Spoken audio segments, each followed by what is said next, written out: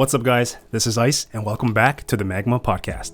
In today's video, I'll be talking with one of our staff members from Magma's collaboration outreach team, discussing topics such as how she started in the space, how the job has changed over time, and how becoming a collab manager has changed her life.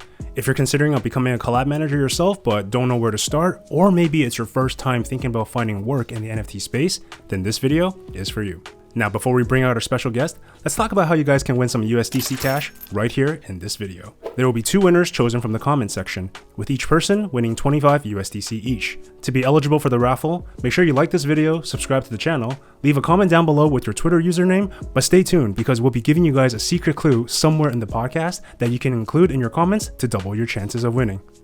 Got it? Good. Let's begin.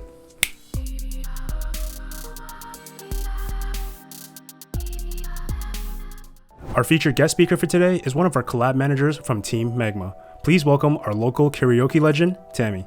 What's going on, Tam Tam? What's up, Ice? How's it going? Good. I just had my break from doing collabs actually, and it feels good to be back. So let us begin then. In addition to being a team member here at Magma, you also work with several other projects in different roles. So specifically regarding the CMs, what inspired you to become a collab manager in the first place? So first and foremost, I would just like to give a brief description of what a collab manager does. Basically, a collab manager is like the person who's like responsible for establishing these kinds of connections in the Web3 space. And the main responsibility is to organize a collaboration, find the best projects or collections, negotiate with their founders, and make sure that all the winners are taken care of at the time of the mint. It's public relations plus some down-to-earth work, which means that a perfect collab manager should be well-known among holders and at the same time responsible and organized. So what did really inspire me to become a collab manager is me seeing myself being able to connect to communities or projects, and I'm looking forward wherein building a connection here in space will give you so much advantage and on how you thrive and find good projects that could bring like-minded individuals together. And second to that is that I want to represent a community where I truly believe is functional. And I think the last would be, I would like to share something that could bring profit or value to the people in the community where I represent, and what deeper essence collabs of good projects can bring. It's not only about competition in space, right? It's about learning together and finding good connections and thriving and winning all at the same time. For sure. I kind of feel the same way. You learn a lot more about other projects. You get to find and you can mingle with other communities, which I really like because, as you said, being a collab manager is all about your network, who you can connect with in the space with other projects to give them the most value. So before becoming a collab manager here, did you start working in other management-based roles for other projects? Management-based roles, like moderator, something like that? Yeah, like a moderator, community manager, AMA host, or anything like that. Yeah, actually, before I even became or got interested in doing collabs, I was actually moderator for some projects like Yakuza Gang, Neko no Mori, and other more, which I'm very, very grateful because over time, I noticed that I need to step up my game and, start exploring more things that I can work on Web3 stuff. And also, since the people in my inner circle, which I'm very, very close to, are doing collabs, and they simply got me influence of what they're trying to work here in Web3. Yeah, I find that a lot of people that do land themselves in the collab role, they started off as a moderator at some point. There's actually a lot of cross-compatible skills between moderators and collab managers, and people might not think that, but there truly are. Like you were saying before, dealing with communities, being part of multiple communities, that is something that being a moderator can give you the confidence to do better. Exactly. The principle of proximity, right? You become the average of the 5 people that you work with most. If you hang out all day with collab managers and moderators and community managers, eventually you will be aspired to get to their level. Now, if we exclude the time that you've been in the space solely as a trader, how long have you been working as a collab manager, and how has this job changed over time? To be honest, I've lost count of months already on how long I've been doing collabs, but if I'm not mistaken, I think it's been less than a year already since I got myself into this job. And over the time, I saw how I transitioned from suggesting projects to my team that might be a good to connect with into becoming the person who does the outreach and, represents the community of what I'm doing the collab for, then closing the deal and making sure the whole process is very well secured and requirements of the project that we're doing collab with are followed. And so far, that's what I saw. That's how my job changed over time. In the start of 2022, around March or April-ish time, I remember back then there were just so many projects going around, and it was kind of transitioning into the bear at the time, but for the most part, I would say the majority of projects were still almost guaranteed profits. But I think now that there's a ton of rugs going on, we're in a bear market, like getting profit is not as easy as it was before. I really feel like how the job has changed over time is that collab managers now, they have to vet a lot harder. They have to be a lot more careful.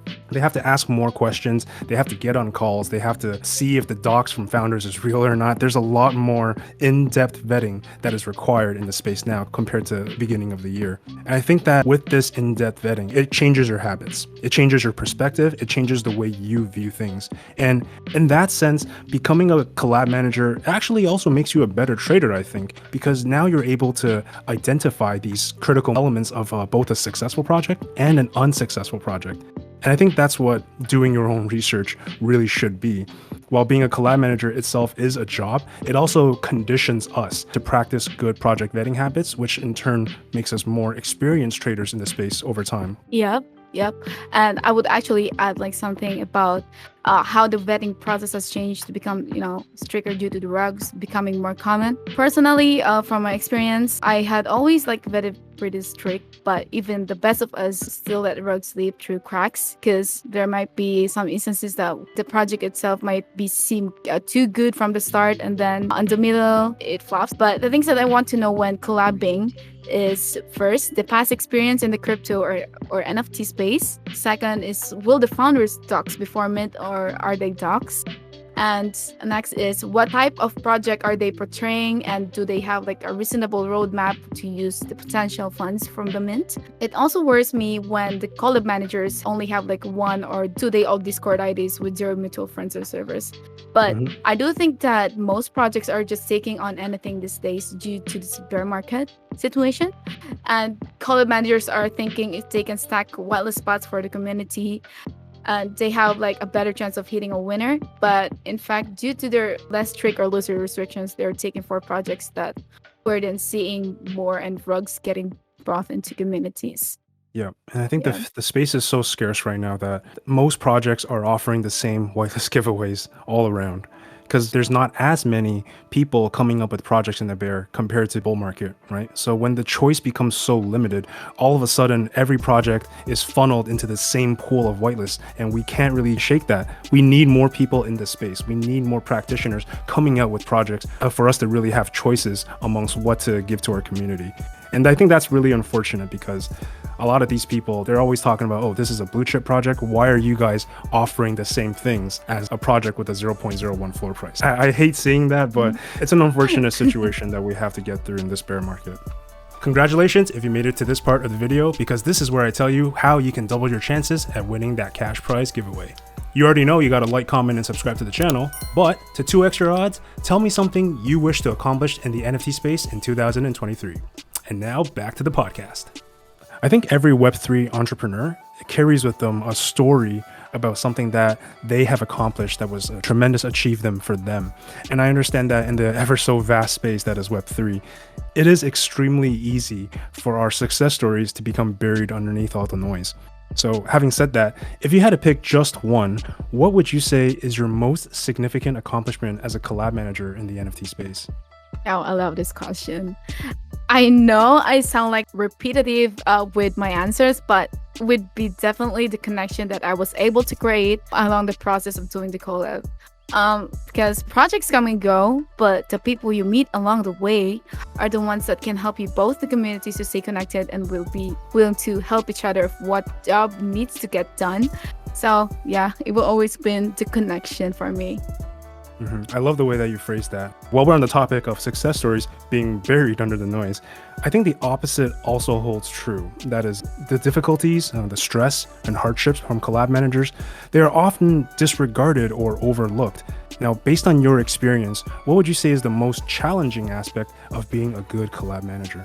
So for me, so far, the most challenging aspect that I have encountered I would say, is working with people who are not very much, open to suggestions or are not flexible enough to adjust whatever best decision has to be taken.